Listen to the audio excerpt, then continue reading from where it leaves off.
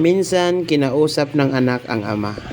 Sabi ng anak, "Itay, ako po'y may pagtatapat sa inyo. Sana po'y huwag kayong magalit. Alam ko namang malalaman nyo rin ito balang araw. Kaya ngayon pa lang pinagtapat ko sa inyo." Sabi ng ama. Ano na naman yung anak at mukhang seryoso na naman yung pinagsasabi mo. Hindi po itay, sana po ngayon pa lang mapatawad nyo na ako at sa mga nagawa kong pagkakamali. Alam ko namang maintindihan nyo ito at anak nyo ako. Kailanman hindi natiis ng ama ang isang anak. Sagot ng ama. Ano ba talaga yan? At ang dami mo pang pasikot-sikot na sinasabi. Pangako nyo po muna sa akin na matatanggap nyo pa rin ako at hindi kayo magagalit.